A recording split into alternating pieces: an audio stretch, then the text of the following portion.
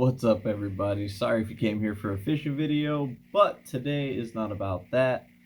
We are going to watch the PCAC Championship baseball game from 2005 with my Clearwater Tornadoes versus the St. Pete Green Devils.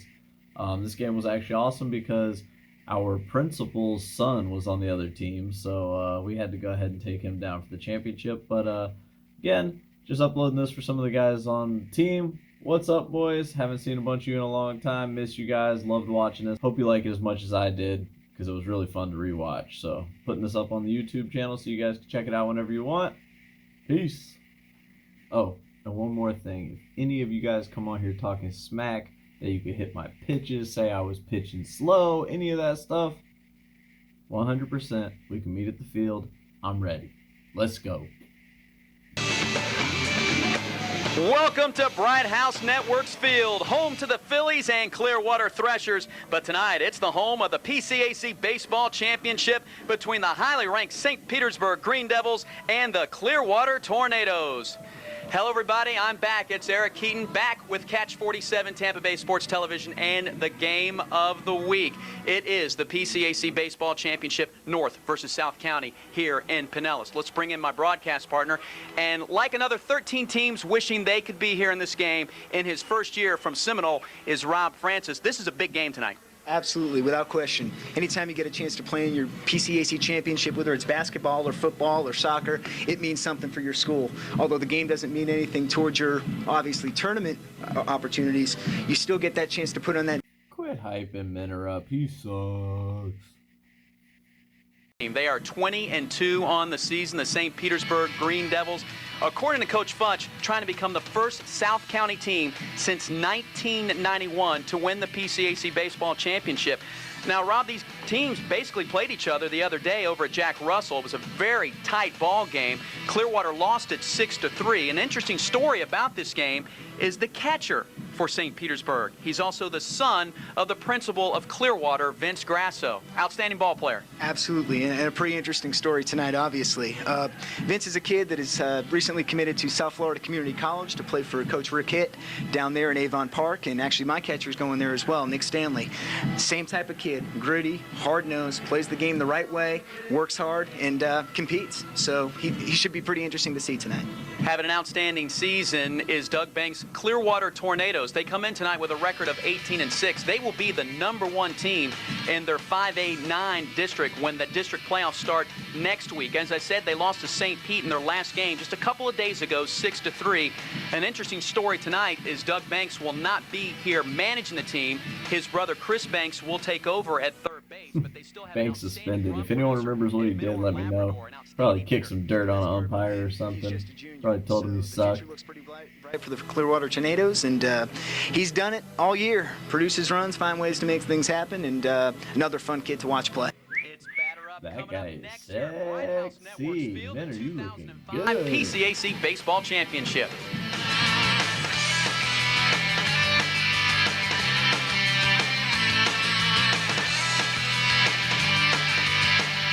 So here we go, the 2005 version of the Pinellas County Athletic Conference Baseball Championship. Two outstanding teams. The Green Devils were here last year. They entered the ball game at a record of 17-7, but they lost to the Seminole Warhawks 3-0. Tonight, Clearwater tries to pick up a win and keep the tradition going for the North County against the South County St. Pete Green Devils. And the lineup tonight, facing Michael Ortega. Looks a little something like this with Camilo Fortunato leading off. Dale Brannon hitting almost 500 at 466, is batting second. Then it's Grasso, Recklow, Luker, Cortland Chambers has a big bat, Danny Bacon, Gallenbach, and Jeremy Tomzak. The Clearwater defense. Both teams with a solid group. It's Rakipi, younger, just a freshman, a Labrador in the outfield. Then it's Fletcher, Owen, Fryer, Livernois, and Mueller behind the plate, and Ortega on the mound for Clearwater. And we're ready for our first pitch. Ortega, his 9th appearance on the season, facing Fortunato. And he starts off the way every coach would like the game to be started, with a strike. Yeah, I'll tell you, this should be a pretty interesting matchup tonight just because you've got a good offensive team in St. Pete and Michael Ortega, a pitcher that's just a bull out there. He's going to battle, and obviously their strike two, throw a lot of strikes and go right after you. So it should be pretty interesting to see what this kid does and how he competes tonight. Best pitch in baseball is a fastball with movement on it. Fortunato in a hole at 0-2, and he stays alive. Fortunato hitting .383 on the season, has the only 2 home runs that the Green Devils have collected this year. And he knows how to get on base. Takes that curveball hanging into left field. It's going to stay in the ballpark. It sounded good, but it will be caught out there by Rakipi. He gave it a little ride of almost 310 feet. There's a lot of talk about a pop-up. Just a pop-up.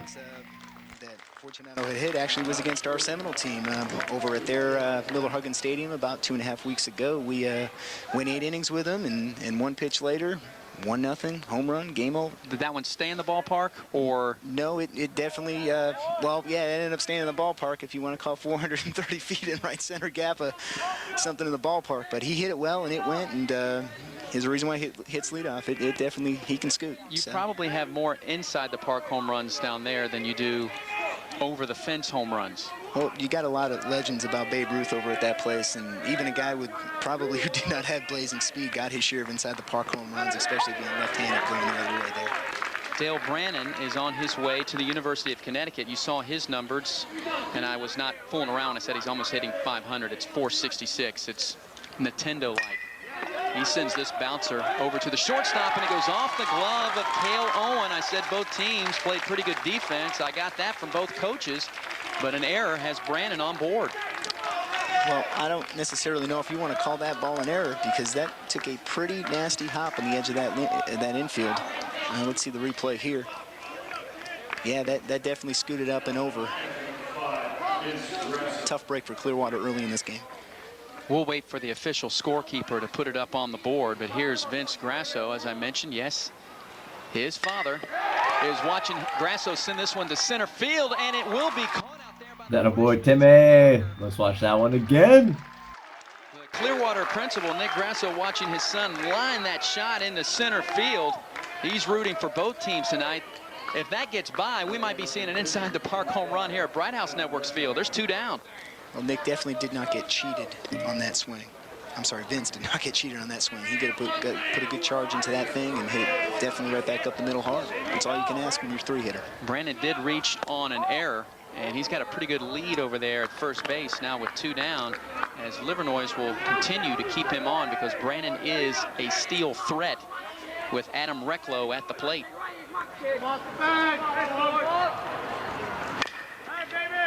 Recklow fouls that one off to even up the count. Beautiful night for a ball game. Again, I'm pretty sure, Rob, you wish the Seminole Warhawks would be here because you can't ask for a better venue or a better evening for baseball. Without question. I mean, it's a gorgeous night for baseball and a great way to showcase high school baseball in Pinellas County. Brannon takes off, but right at second, that's where the ball is hit. This time, Cale Owen grabs it cleanly, steps on the bag to force out Brannon at second base. They don't go down in order, but they do go down. We move to the bottom half of the first. North County, Clearwater coming into play.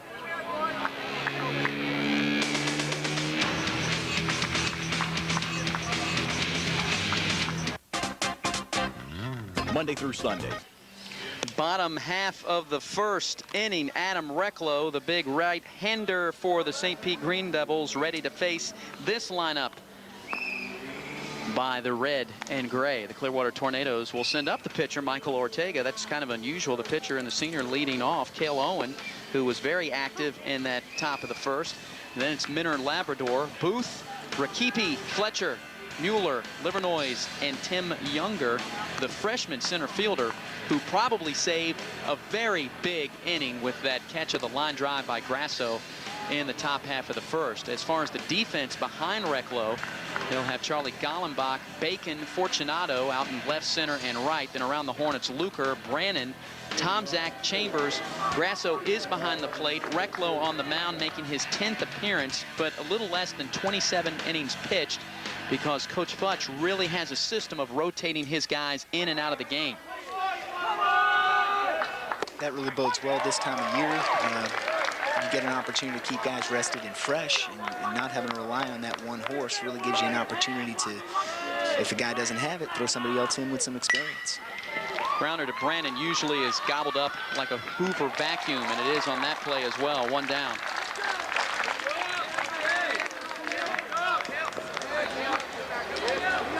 So a routine play out there for Brandon as Ortega keeping his average above 300 even with the ground out. We'll watch his teammate, the junior shortstop Cale Owen, come to the plate.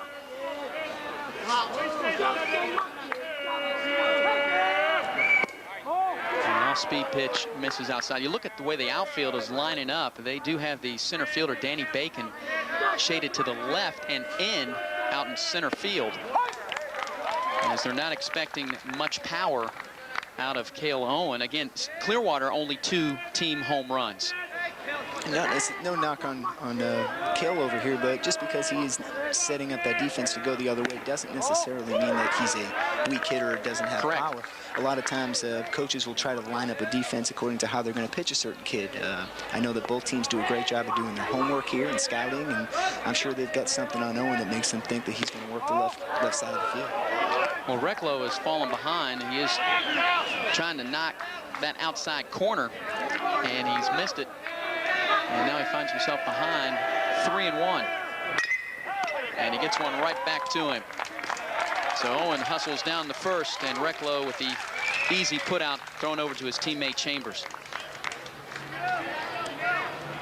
Well, here's the guy we talked about in the beginning of the broadcast after this replay. Looked like they just went ahead and had to throw him a strike.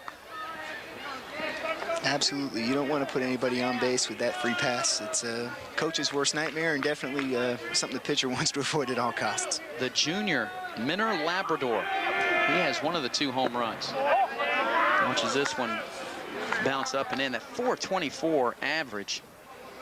And definitely a run producer with 23 RBIs, and he has some speed as well. Nubs that one over down the first base line. A kid like Minor's just got to keep Coach Banks really excited about the future for Clearwater. The fact that he's a junior hitting in the 3 position in the batting order. Obviously, he's a good sized kid, looks very athletic, and has proven that he can do it at this level. So I would think the future is very bright for the Clearwater Tornadoes. Quit hyping Minor up. He sucks. Has led this team for the last 3 years entering this season. 18-6, their best record. And that will be a fair ball, now a foul ball. It looked like it hit beyond the bag and hit the foul line. A very close call. For a moment there, it looked like Fred Schaff had pointed in like it was fair and then held up both arms to signal that it was foul. I know. Now watch this BS. Fair. Oh, foul ball. What the heck? What? That ball's clearly fair. I've watched this about 6 times now. Lands fair. He calls it fair. And then he goes, oh, yeah, I have a second hand too. Foul. That's BS. We got robbed here. Minor, I'm going to go ahead and give you a hit. 16 years later, we're officially going to call this one a double. And let's watch that again. But definitely a hit. Definitely a hit here. Robbed. Just robbed. But you take it in the game of baseball. You still suck, though. Off the handle. Tough play for Brandon. Makes it look easy.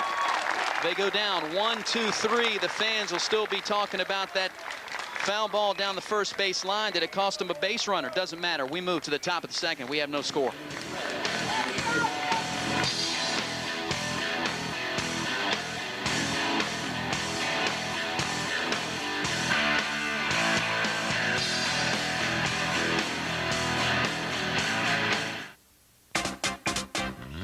Your sports. Imagine what you'll find here.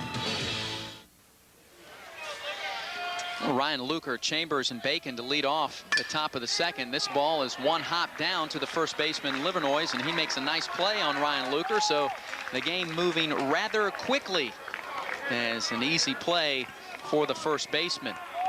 Luker did a real nice job there, letting that ball get deep and hitting it where it's pitched. That's probably one of the hardest things that you got to do in baseball at any level, pro, high school, college, is hit that ball where it's pitched. It takes a lot of discipline, and he did a great job of letting his hands travel through the hitting zone, hitting it back in his stance.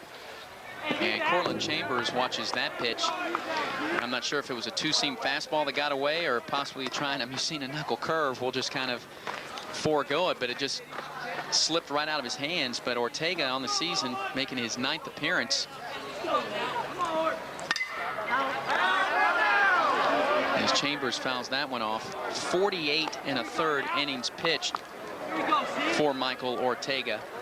And an ERA of 2.32. And teams hitting .214 against him. As Chambers just trying to stay alive and just foul pitches off as Ortega working that outside part of the plate. If you haven't gotten a chance to see St. Petersburg play this year, you're in for a treat tonight, because Cortland Chambers is one of the few kids in this county that goes out there with his heart every single game, and the passion by which he plays the game is pretty inspirational. Little leaguers watching, pay attention to how this guy plays the game, because he loves to be here and he battles and fights for everything that he gets. Now, Chambers had a mammoth double in last year's PCAC championship game down at Al Lang. 2-2 pitch. Grounded to the second baseman. Will he get there? He will. Alex Fryer. The vacuum. That a boy Tuck.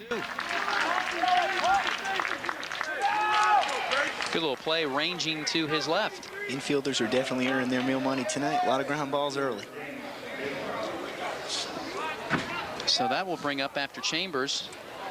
And the play that sent him back to the dugout will be Danny Bacon. Bacon will try to not to hit it toward Fryer. 313, 7 RBIs, and 11 runs for the junior. Fouls one back close to us. And I'll say this, Coach Francis, when we were here doing the Wade Boggs Legends game, I said I was going to get a foul ball, and I didn't. I'm going to get my due tonight. It's going to happen. You bring your glove? No, I don't need it. I'm a Yankee fan, remember? Red Sox fans need gloves. Yankee fans don't need gloves. Jeff Mayer didn't need that glove a couple of years ago to start that whole stinking thing with this run of the dynasty the Yankees had up until the year 2000. Bacon with a 1-1 pitch lines this one down the right field line, but it will get foul. It sounded real nice, and it looked nice on television until it hit into foul play. So Ortega, one thing if you've noticed watching at home, and I'm pretty sure a lot of Ortega fans would like me to mention, is he's staying ahead of the hitters. Absolutely. The key in pitching, obviously the key in hitting too. If you can get in your count and hit your pitch, it's such an advantage. You don't have to be a guess hitter. His breaking pitch misses way outside, and talking with his coach, Coach Banks said that the main pitch is the two-seam fastball by Ortega. And as I said, any fastball should be a high school pitcher's best pitch. Just staying alive as Bacon trying to protect the plate. Your two-seam fastball, traditionally, even at the big league level, a lot of these guys will call that sinker. And then what it does is it'll ride out of your arm side and actually tail in towards a right-handed hitter. So it's a great ground ball pitch, and obviously he's got confidence enough to throw it with the defense that these guys have played thus far. Defense playing straight away. Strike 3 called on the outside corner. Bacon goes down swinging. Ortega has his first strikeout. They go down in order, 1, 2, 3. We move to the bottom of the second. Clearwater coming to the plate. No score.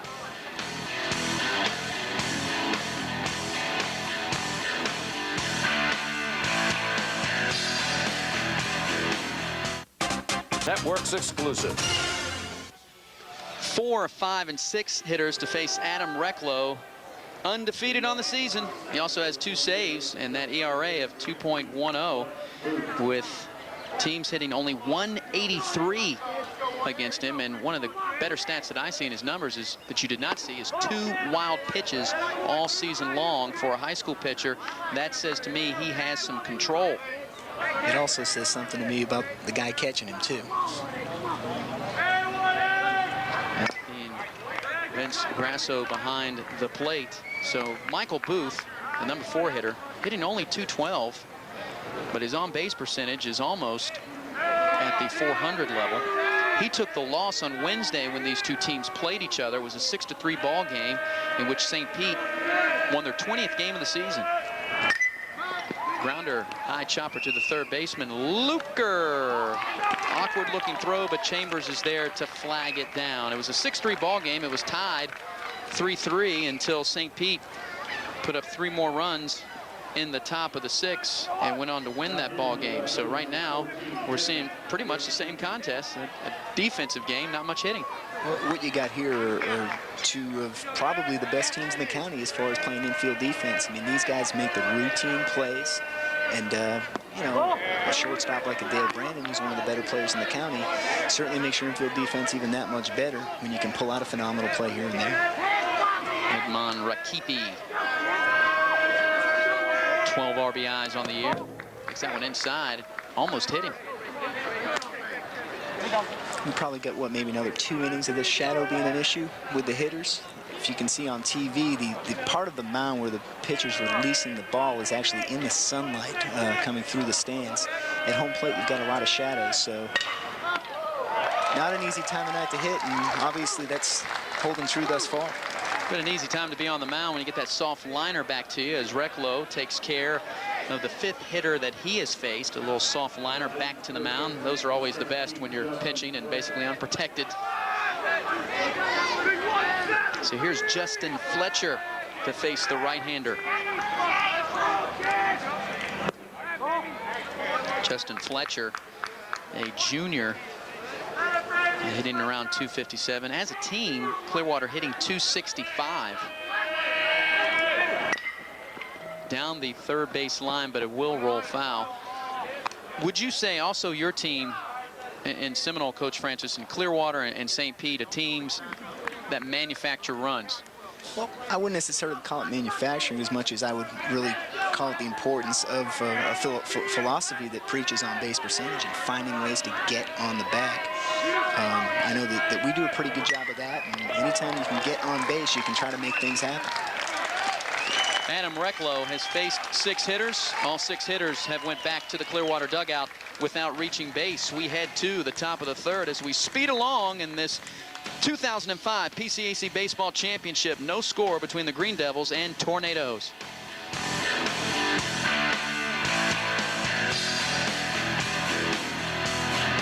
The USF Bulls make their spring.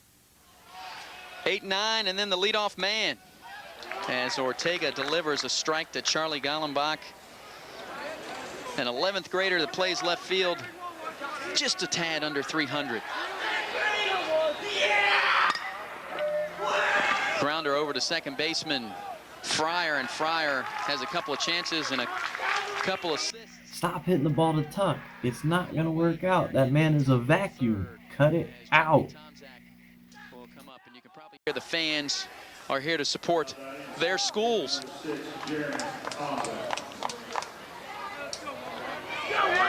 And a routine grounder out there for FLAIR. Jeremy Tomczak hitting .214. And as Ortega now has seen all 9 hitters and only 1 pitch to Tomczak, basically all the Green Devils can go back and say this guy's throwing strikes. That will be foul to the third baseman, Fletcher. You can see with both these pitchers early in the game plan is pretty simple. Get ahead, make them hit your pitch, and get them behind in the count. A lot of conservative swings early.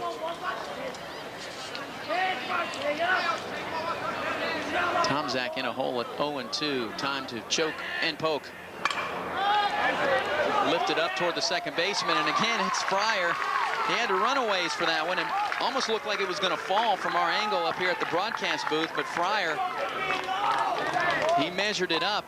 Might have had a little bit of the sun in his face for a moment too as he ran to his left. Somebody's got to get that ball magnet off FLAIR. He's attracting everything thus far. It's 3 of the last 4 outs besides the strikeout. Here's the top of the order, Fortunato, who saw a breaking pitch and almost sent it over the left field wall, and that one is about 10 feet away from us. Eric, that was your chance right there. That was my chance if I would have had that long net. And Fortunato, his first time up, had a good looking pitch, but he just got underneath it and hit it about 310 feet. Here sees the same pitch that he almost drilled, but it's a little high.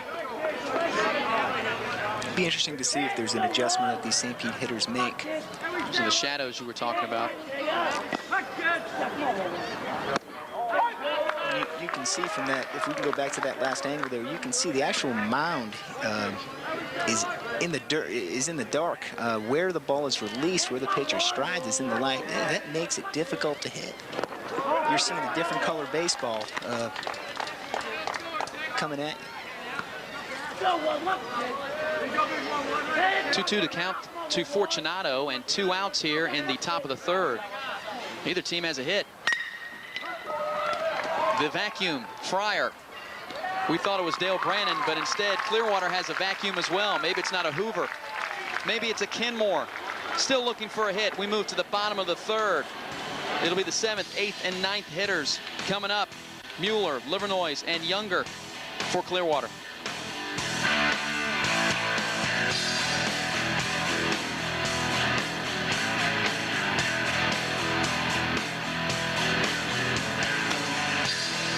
Anything significant in the Tampa area I'm going to know about by watching the 7 o'clock news. Eric Keaton and the Seminole head coach in his first year, Rob Francis, with you here tonight on the Game of the Week. Catch 47 style. It's the PCAC Baseball Championship. Adam Recklow on the hill. He's faced 6 hitters. He's retired them all, and now it's time for Kyle Mueller. Mueller taking one inside.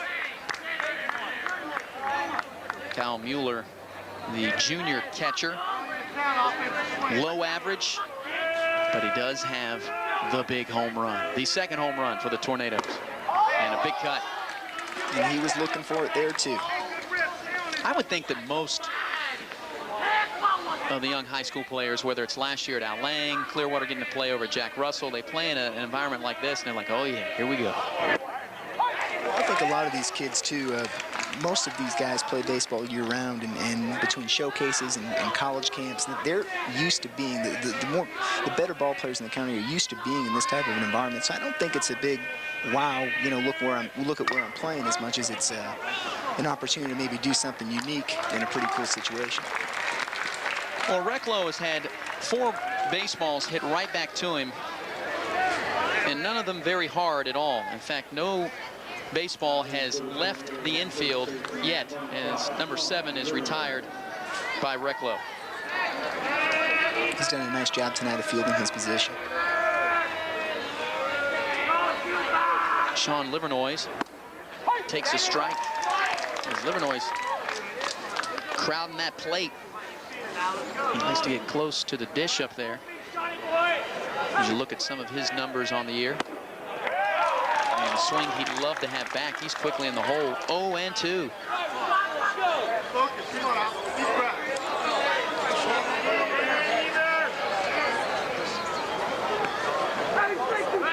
Recklow still ahead at 0-2, and a nice souvenir for some of the fans. You've got to watch out for the ricochet coming off here at Bright House Networks Field. Really nice crowd tonight here, too. You've got 2 programs that really have loyal, supportive, and positive fan bases in St. Pete and Clearwater. And usually anywhere they go, they travel and they support their kids. That's the first strikeout recorded by Recklow, as his breaking pitch gets Livernois swinging at a pitch out of the strike zone. That ball had some really nice bite to it, and Grasso did a really good job of getting himself set up there to be in a good position to make that catch. It's pitches like that that ended my high school career very quickly. Tim Younger, just a freshman, and you know when you have a freshman, even though he's batting 9th in the lineup, usually in that last position, has some speed. He's making his 14th start on the season, and probably going to have one heck of a career. Nice hard grounder to Brannon at short, but Brannon, you know what he can do with the leather. 3 up, 3 down. It's been a routine for 3 innings for Adam Recklow and his teammates. We head to the top of the 4th inning, no score.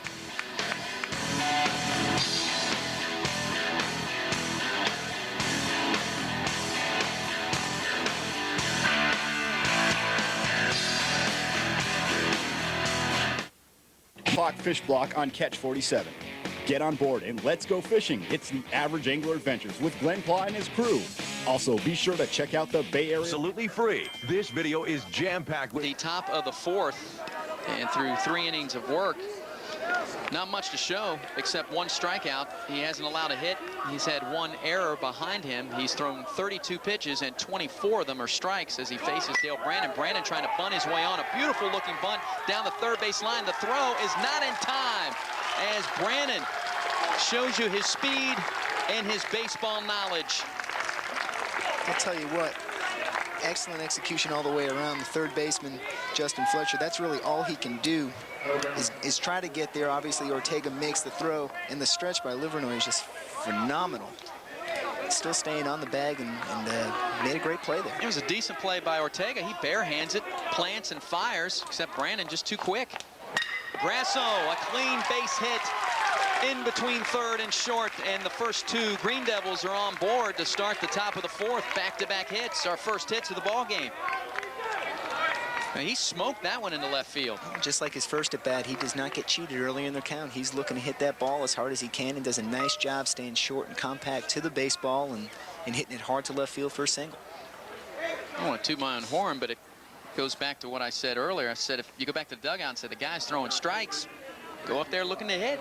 Absolutely, absolutely. Like I said earlier too, you don't want to be a hitter that's up there guessing. If you're a guy that's guessing against a guy that can throw 2 or 3 different pitches for strikes, you're in for a long night.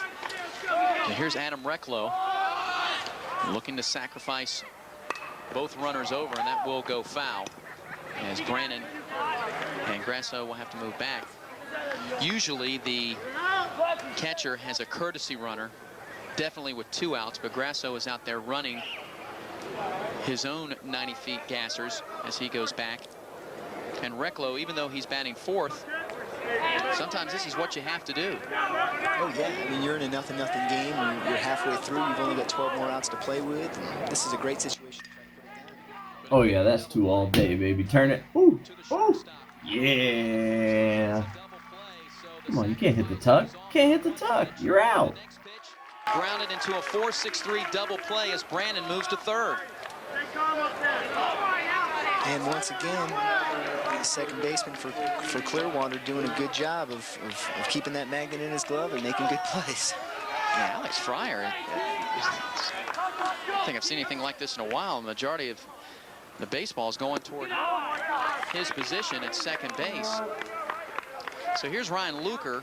He grounded out a sharp liner to Livernois in the second inning. So with 2 down and a runner on third base for St. Pete. This is the situation this time of year where any team that's playing needs that guy to step up. 4th inning, runner on third base. Somebody's got to come through here with a 2-out hit. And now it's up to Mueller to protect that plate as well, and he lets that baseball get by him. There is enough room and speed out there at third where Brandon can just boot, scoot, and boogie on home with the game's first run.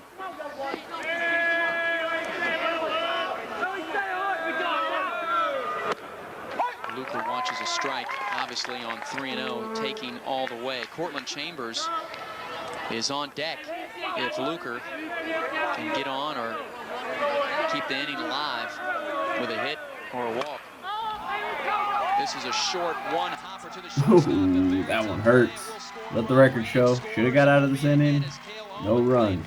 Kale will tell you he makes that play 10 out of 10 times. That was just bad luck. He was probably still thinking about that earlier one. But that guy saved me more times than I can say, so I'm going to give him a free pass. Ball and put the pressure on the other team to make the play. Perfect pitch by Ortega. I mean, he couldn't have done a better job locating that curveball, and unfortunately it scooted, took a bad hop, and St. Pete has scored first.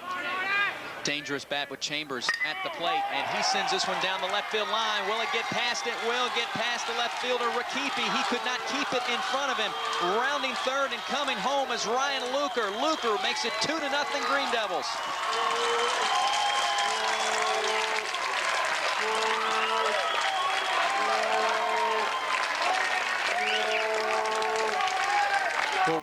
Edmon, what is you doing? Look at this angle. Where are you going? Even with the bluff, but now 2 big clutch hits with 2 outs. You know, the crazy thing about baseball, I know we were talking about this at the break, but the tempo and the rhythm of the game is so built All right, so I've got to admit something here. I know a couple of you guys actually know this, but Coach is actually interrupting this right now. Coach Chris, we were actually out here talking about a song.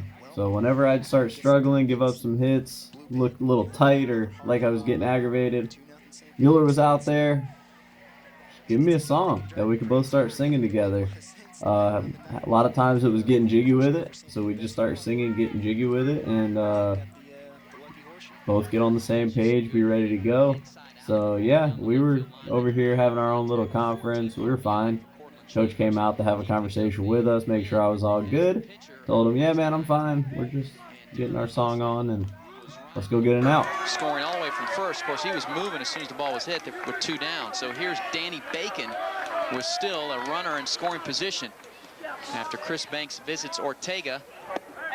Ortega turns one over for a strike. You think it's a coincidence that the shadows have definitely gone away at this point, and now we're starting to see some hits? That's why you coach the game. Hit into the gap, but caught. Labrador moving over the junior, and he cuts it down before it can fall. And the damage is done. 2 runs are in for the Green Devils. They put the first 2 runners on. One of them reached. The big hit is Cortland Chambers' double. It's 2-0. We head to the bottom of the 4th.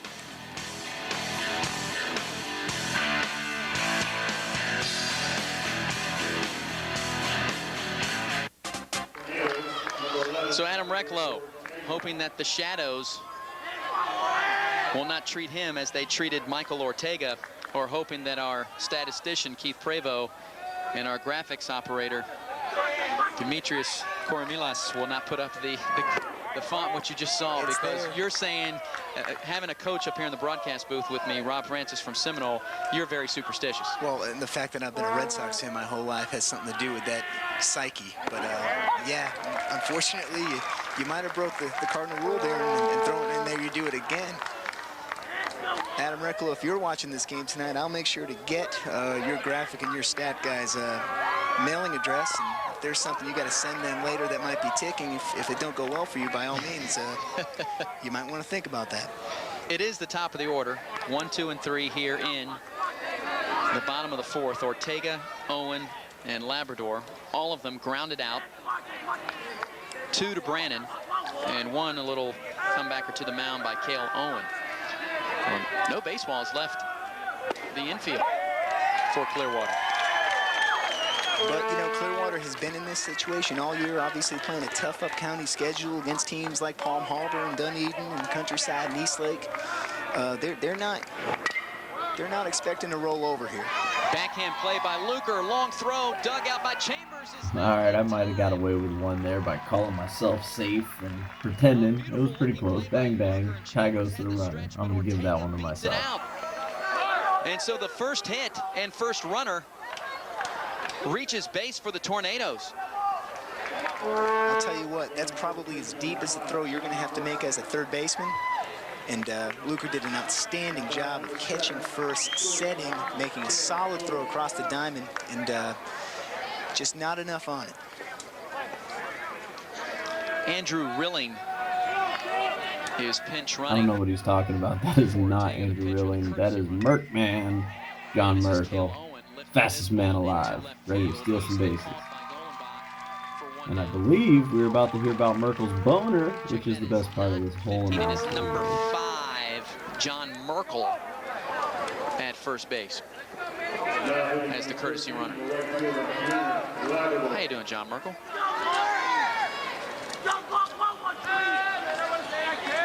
So here's Labrador. He grounded out to Brannon, and now he has somebody on base to add to that 23 RBI total. Just a note about Merkel, just as the courtesy runner there. Very interesting historical baseball name. Eric, are you aware of Merkel's boner in the early 1900s? No. It was a actual situation that occurred where the Chicago Cubs would have won the pennant that year and gone on had he not made a play over to second base. He thought there was a force out at second base. There was not a play. The run scored. And unfortunately, hence the bonehead play. Exactly. And anybody that lives in the Chicago area that has a historical baseball mind is fully aware of that play and being a very, very important part of the Chicago Cubs history. Being a Red Sox fan, you know a lot of these other people's pains. Yeah, you mean they don't think of the 2003 play against the Marlins? The bonehead play in the left field stands in the foul area? Well, I'm sure that's up there. I'm sure that's up there as well. Whatever happened to that guy? I don't know. I think the curse of the Billy Goat really cursed him. There he is. Attaboy Minervino. Lucas, what's up, man? I know you're probably watching this at home. What's up? Levi, what's up? Your daddy didn't stink all the time. See, he does some good stuff. The part about that play when it did occur in that game, I believe it was in the early 19-teens. The fans stormed the field after the game was over. And unfortunately, the ball had rolled. I think this game was at the Polo Grounds, rolled all the way to the right center fence and had to go through thousands and thousands of fans through the outfield, got the ball, and actually ended up getting it over to second base for the force out, which resulted in the Chicago Cubs losing that game. Interesting. We saw both teams here, Rob, allow a couple of hits, and immediately the pitching coaches go out. Chris Banks for Clearwater, Billy Barber for St. Pete. Of course, the one thing I was talking about and with Recklow in the breaks was because he had retired all 9 batters he had faced, and I knew he was on a short list tonight, or short leash. If he was pitching the perfect game, I wondered if Coach Futch was going to leave him in, especially on television, big ballpark. But I guess we don't have to worry about that now with a couple of hits here in the fourth. The fourth inning has been magic for both teams thus far, but not magic yet, I guess, for Clearwater because they're trailing 2-0. Booth takes one high and in. So runners on first and second. It's Merkel at second and Labrador at first. And one out. Will it find the hole? It will, into right field. Rounding third is Merkel. The throw to the plate will not be in time. Good thing Merk Man was running for me because I would have got hosed.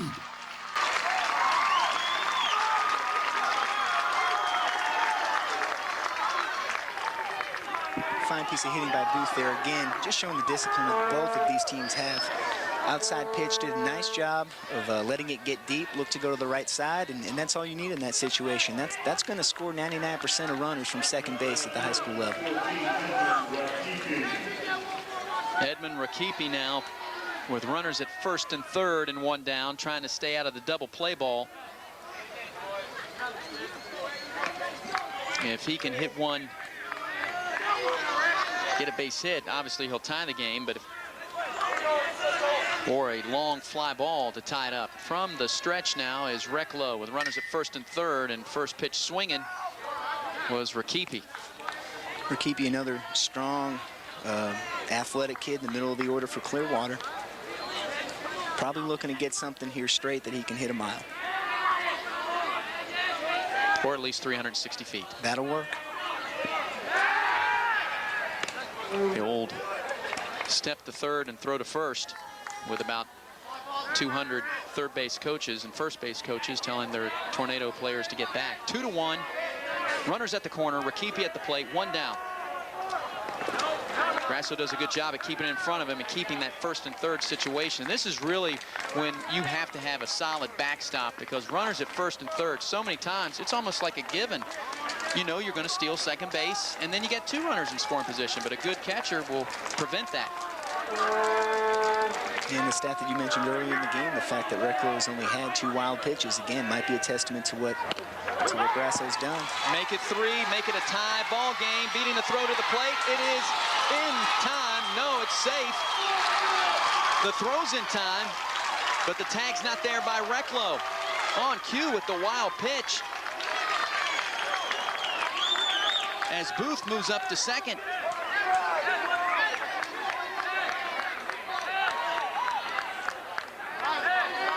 That may go down as a pass ball. tough ball to catch there. It had a lot of life at the end of it. You saw it dip down and away hard, and kind of lost control of that. Down the third base line. This will give Clearwater the lead. Rakipi comes through. He'll stay at first. Booth will score. 3-2 Tornadoes.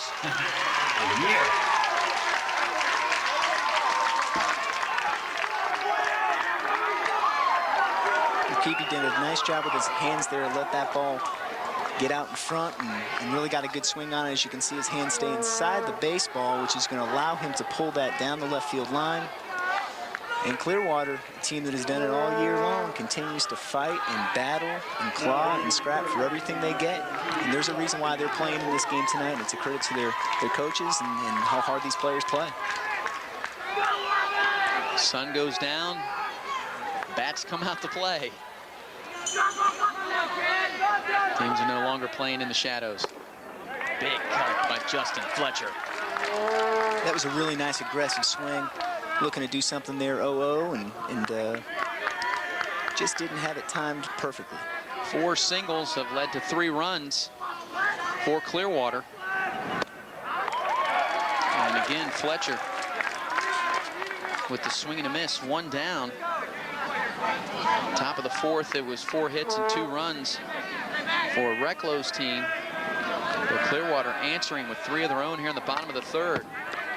Another breaking pitch that Rakipi took a little speed off of, and Fletcher just stays alive. He's in a hole at 0-2. And even in this 4th inning, but obviously the runs have all been scored this inning, but pitchers still continuing to do a good job of getting ahead of hitters, making them hit their pitch, and fortunately for the bats for both teams this inning, it's working for them.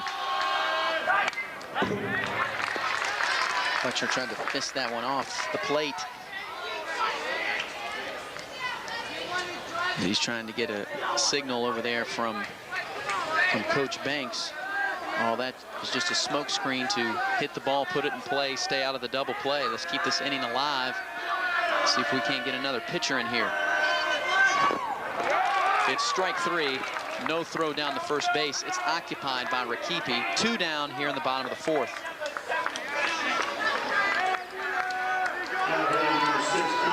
So here's Kyle Mueller.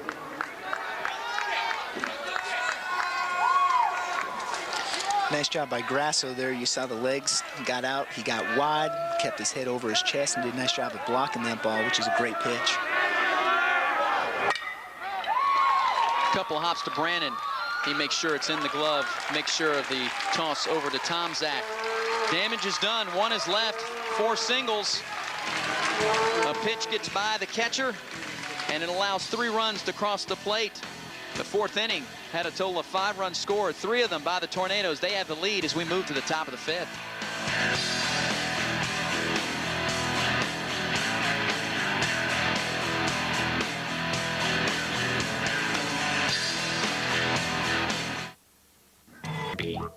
It'll be the 8, 9, and leadoff hitters for the Green Devils as this game moves along into the top of the 5th. Ortega facing Gollenbach.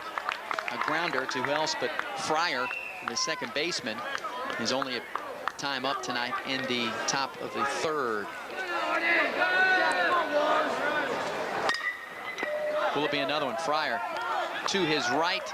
Longer throw, but in time for out number 1. Fryer has Gollenbach's number tonight. For those of you, both high school and even little leaguers that are watching this game tonight, a kid like Alex Fryer is someone that you want to have a lot of respect for. There's a kid that's young, and all he's doing tonight is playing the role of playing great defense at second. They're DHing for him, so he's not getting a chance to swing the bat, but that's what's helping Clearwater be successful tonight, and he's buying into that concept. Tomzak tries to bunt his way on, but this time, unlike Brandon's attempt, it doesn't hug the 3rd base line. It stays out in the middle of the grass for Ortega. He barehands it and makes an outstanding play. So Fortunato comes up. So there you can see the difference in the placement of your bunt.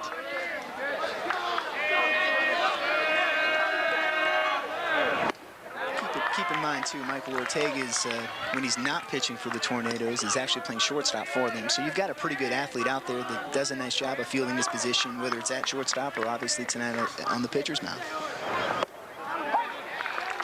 That'll be strike 2 to Camilo Fortunato. I guess you could say the same thing about Brannon if he comes in tonight to close it out for the Green Devils. Without question. It really limits what you can do as an offense because great pitch there by Ortega. Fortunato is now 0 for 3 as he watches that pitch hit the outside part of the plate. Ortega does his job. They go down 1-2-3 in the top of the 5th.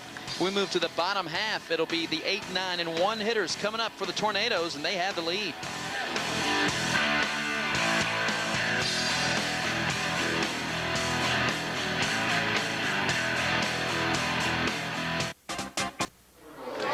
Livernois, Younger, the freshman, it's a good name for a freshman, and Ortega to face Adam Recklow, who will probably be getting his next assignment next week during district play.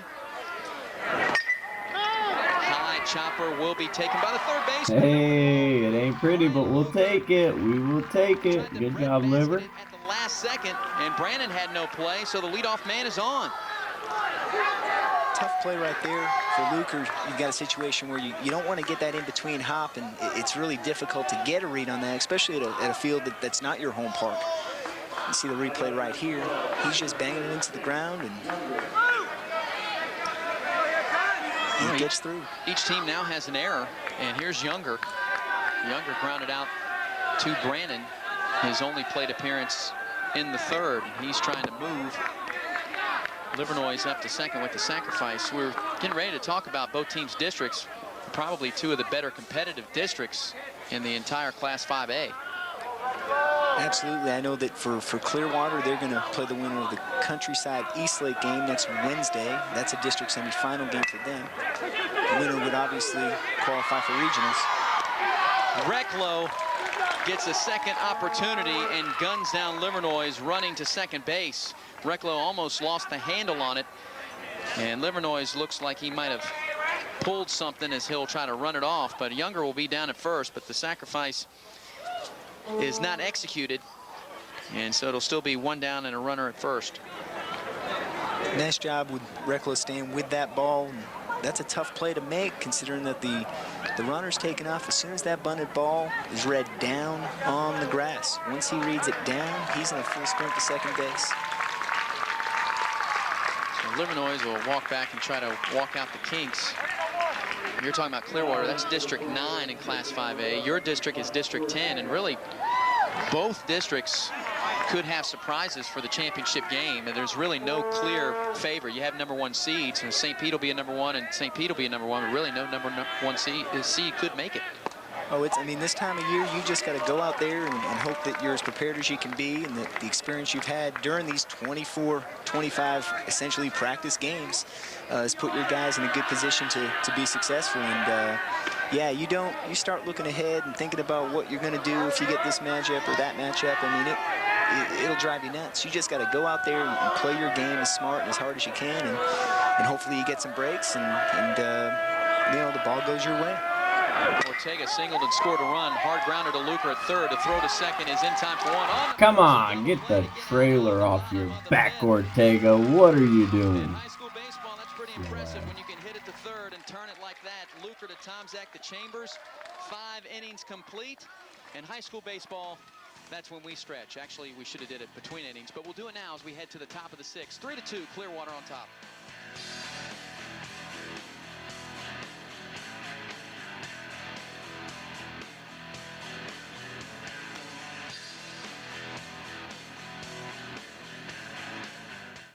Paradise.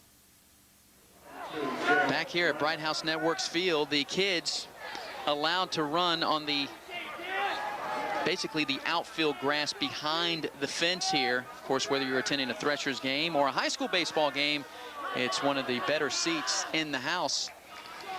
Not too expensive either. Not sure if it's free or if you have to pay like $1 or $2 just to get out there and you can have your picnic. Probably go to the ClearwaterThreshers.com website to check that out.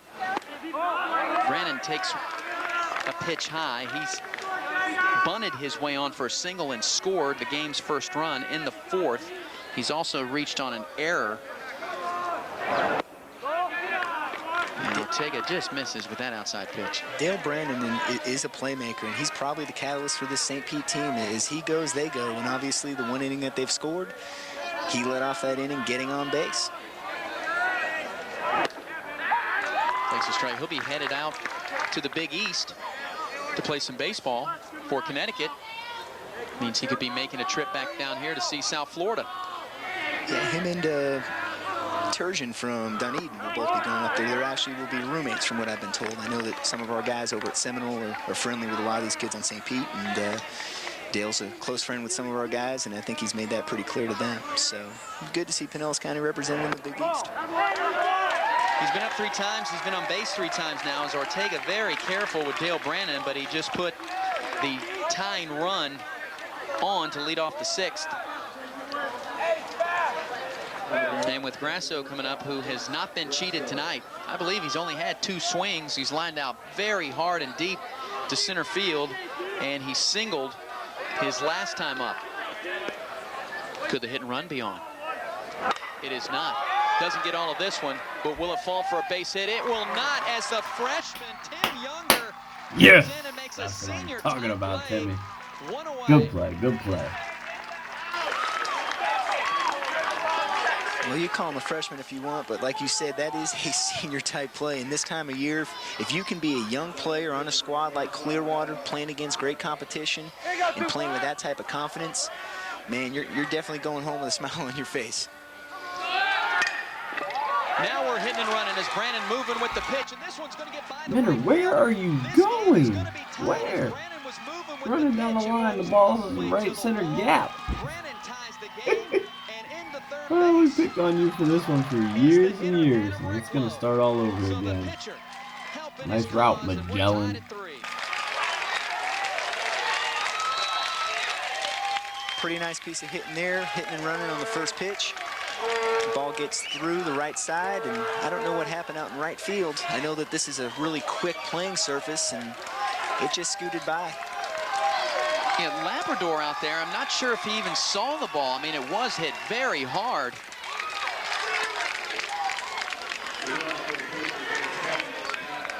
But I don't know if we'll be able to look at that again in right field, but Labrador just watched it get by him. And the play into third base, it's a good thing Ortega was there backing up the play. That's fundamental baseball.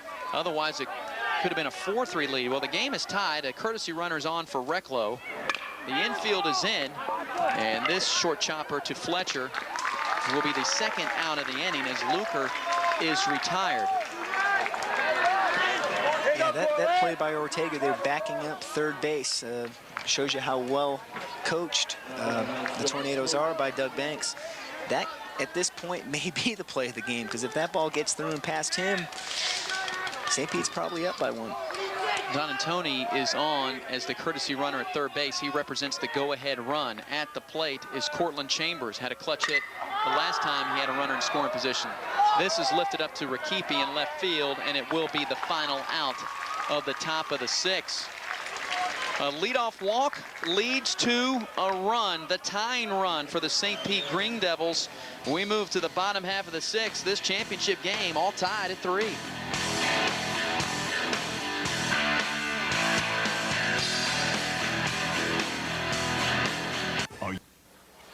Bottom half of the 6th, Eric Keaton alongside the Seminole head coach in his first year, Rob Francis. Of course, Coach Francis was with the team when they won that state championship back in 2001 and the national championship when they had a senior lineup that probably will go down in history as one of the best teams ever to take the field in the history of baseball. You got to look over there at Chris Banks as well, as he's trying to lead the way for his brother's team, Doug Banks, who is not able to coach tonight. Cale Owen, Labrador, and Booth, 2, 3, and 4 to face Recklow, who has now thrown 58 pitches, 40 of them for strikes, 41 for strikes. Looks like we get some action here in the Clearwater bullpen, or someone coming back. Looks like Matt Benedict. Looks like St. Pete and Clearwater might have had bullpens going for each side. St. Pete led off last inning, getting that leadoff guy on, and see if Clearwater has a chance here to redeem themselves. 2-1 pitch. Cale Owen tried to inside out it as it goes into the seats. Of course, in the high school game, they asked for a lot of those baseballs back. It gets pricey. What are they, like 12 bucks a pop now for the really good ones? It'll cost you $50 a dozen, so 24 games, a lot of money. Little half swing, and Luker takes care of it down at third base. Luker's played some solid hot corner over there for the Green Devils as Owen is retired. So Minor Labrador coming up. He singled, scored a run. He's 1 for 2 in this ball game. Of course, Labrador had that unusual play in right field. Not sure if he saw it, or like you said, Coach Francis, could have just got by him just so quick. Anytime you go to a place that really isn't home, it's tough to make those adjustments. And on a field like this, where minor league teams and pro teams play, that grass is going to be cut. Oh, Beanball, take your base. Gatorade! Someone got a Gatorade at practice. That's normally Cale's thing. I'm surprised Cale didn't get hit in this game. As he'll have the go-ahead run. Hit him right in the wallet. If he did have his wallet. As he'll go down to first base, and now a meeting between Coach Barber, Grasso, and Recklow.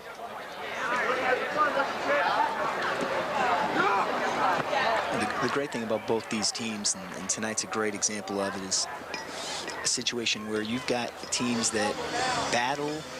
Nobody seems to panic, and they do a great job of staying in their approach offensively, doing what they've done all season to get to this point. And even though you're playing in a big stadium for a PCAC championship, it's pretty impressive to see the maturity of these kids tonight. That's not a PCAC championship ring. That's a state championship ring. You didn't think we'd be able to get that on camera, did you? No, I did not. I wasn't wearing it for that. Green for the Warhawks.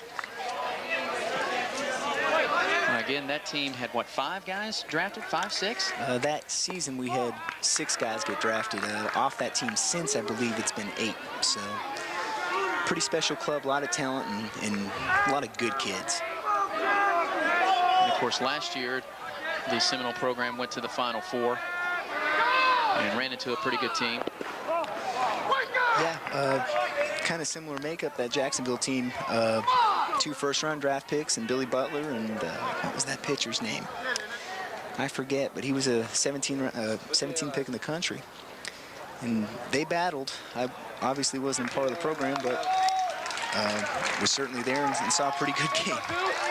Stephen Futch says we need to make a move, and at this point of the ball game, the move is to Dale Brannon.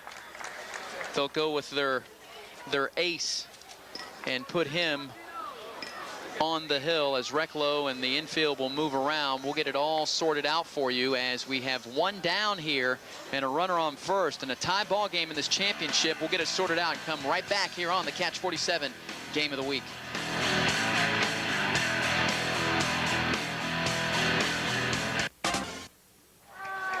5 1/3 innings for Recklow, but now Dale Brannon takes the hill, and this team's 20-2, and I call him the ace. Look at the ERA. But he has the 2 losses for St. Pete. Pitches in the big ball games. They're all big ball games for these teams. So he inherits a runner on first, a 2-0 pitch that he makes 2-1 rather quickly against Michael Booth, who has singled, scored a run, and does have an RBI. When you're in the position as a pitcher to be that last guy on that mound when the game's on the line, you can get all the glory in the world, and it can feel great when it's going well, and sometimes you can get some tough breaks and it not fall your way. So it's you need to have a special makeup. I know that with us at Seminole, our senior Sean Kyle has dealt with that all season and done a great job, and unfortunately been on the tough end of some really tough ball games. But you got to be strong, you got to be disciplined, and you got to understand that guy there on that mound at this time in the game is that guy that's got the biggest heart, that's the biggest competitor on your team, and that's who you want as a coach in these situations. So Brannon will throw over to first base to keep Labrador there, because with a full count now and 10 stolen bases for Labrador, he could be moving to stay out of the double play. Booth at the plate with Recklow, who moved from the mound to third, and Luker from third to shortstop. And Labrador was moving, obviously, with the 3-2 count, and he'll have to retreat back to first base.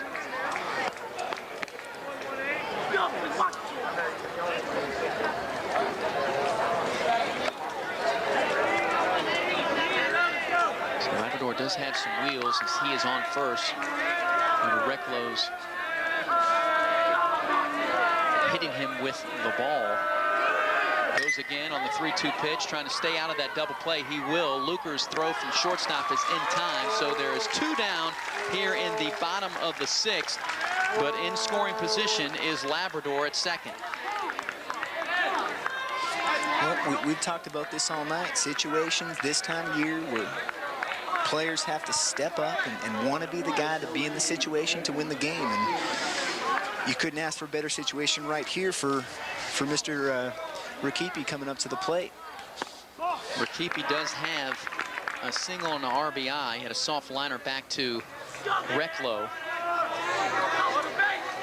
As that runner out there is the responsibility of Recklow. Rakipi. Big cut. Foul tipped it back into Grasso's mitt. This is it. The faithful at bat with the FLAIR. The FLAIR is coming. At the top of the 7th, we'll have the 7, 8, and 9 hitters. Did he commit? He didn't go. You didn't go, Edmon. I'm giving you that one back. Yes. He did not check his swing, so a 1-2 Yes, he pitch did. He to checked that Rakipi. swing. Nah, maybe he didn't. Nah, you went. From Brannon. Foul tips it Okay, off. staying alive, staying alive. I'll tell you, that check swing, that was a pretty nasty pitch as it was. Tight slider, late break, moving away from the hitter. Pretty tough to hold up on. Ed, come on, Ed! Brannon is going to be a Husky right now, worrying about trying to. Here comes Big Ed, your moment. I think it's this pitch. Rakipi Nope. stays Staying alive. alive. An important part of it.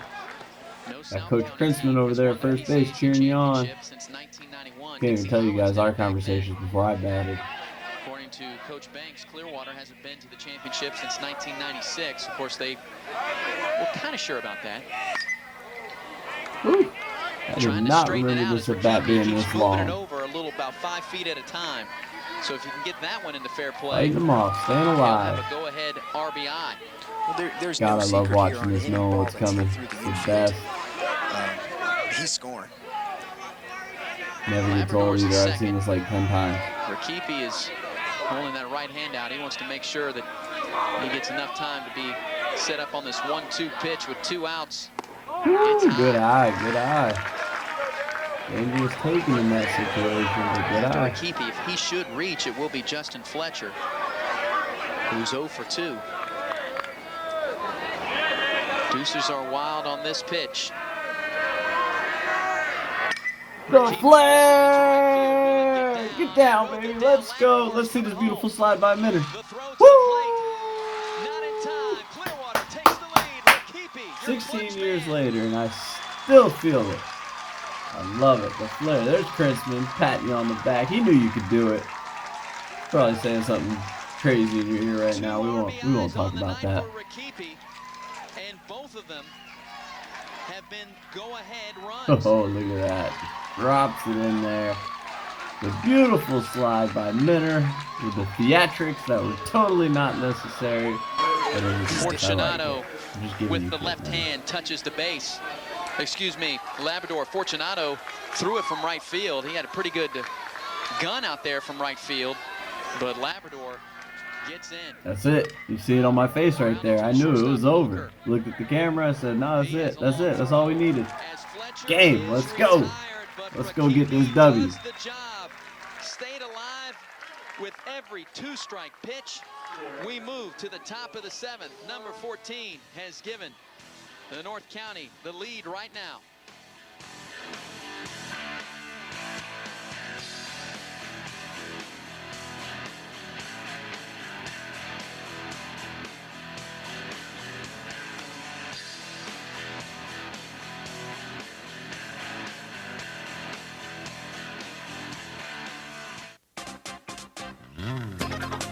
Monday through Sunday, catch 47 Tampa Bay Sports Television. The only channel dedicated to Tampa Bay sports brings you more local sports action than any other channel in the Bay Area.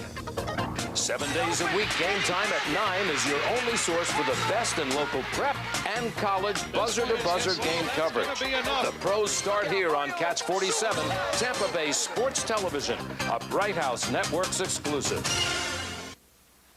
Ortega's first pitch to Bacon. 1 down in the top of the 7th. Rob, I want to go back to Brannon's duel with Rakipi. Rakipi hit a pretty good pitch and just barely got it out into right field. Yeah, I mean, it was a classic situation, like I was saying. 2 outs, man in scoring position. Who wants it more? Who's going to battle more? And you saw him foul 3 pitches off, and like you said, working his way a little bit more over and over to that right field line, and he got it to drop in, and Clearwater's taking the lead. And the 7, 8, and 9 hitters have not had a hit tonight. Gollenbach hits it to the first baseman. Ortega trying to finish this game off. 2 down, and St. Pete's down to their last out. As Livernois is out there, just looks like he was limping around a little bit. PFDs, pitch your field in positions. Gotta get over there and cover your base. Liver's hurting. You're a tough dude, Liver. Hope you're still that tough. To keep this game alive, he'll have the top of the order with Fortunato and Brannon coming up, but he has to get on. Trailing 4-3 in this PCAC championship. Takes one high.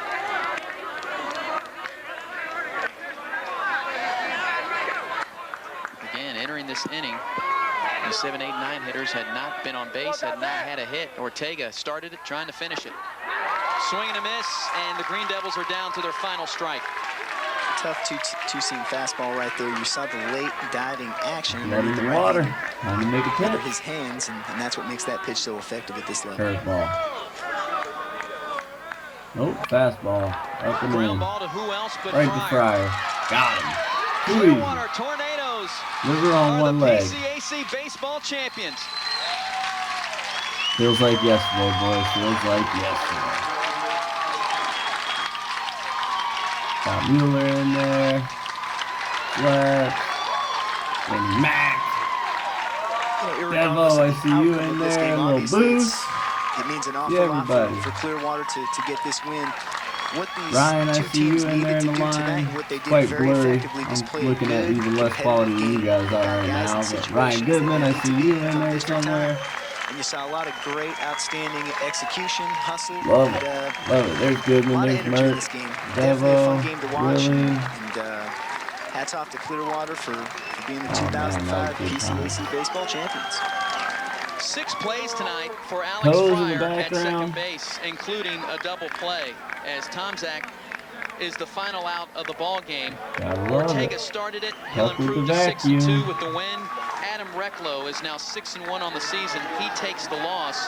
The Tornadoes, as the champions, improved their record to 19-6. St. Pete is now 20-3 on the season. Now both teams go their separate ways. They enter district play, and I think Livernois gets the wounded award tonight for out there playing first base with an injured ankle. An outstanding ball game, well pitched, well coached, well played, and represented by both teams. Pinellas County should be proud. I would ask you for advice, Coach Francis, on either one of these two teams, but you may see them again either during districts or during regional play, because these two districts will match up in the first round and quite possibly the regional championship. Did you have fun tonight? Absolutely. I appreciate being out here and getting a chance to work with you guys on Channel 47 to showcase some pretty fun and exciting high school baseball. And I want to thank you for all you're doing for all high school sports in this county and all over the Tampa Bay area. Well, Principal Nick Grasso will get the trophy for his team, and yes, he accidentally wore green today because his son Warner, I just seen plays Dave for Warner there turn his little head around. That's going to do it for our broadcast team. Adam Westrich our director, Scott Epstein, our producer. For my broadcast partner tonight, Rob Francis, and our statistician, Keith Prevo. No, I'm not going to name everybody, but my name is Eric Heaton. We'll see you next time on the Game of the Week.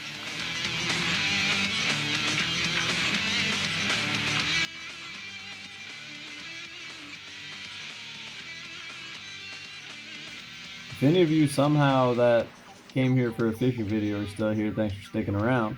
I'm gonna get back to fishing videos now, but just wanted to get this up for the boys. It's kicked, but that was fun. That was awesome. See you guys.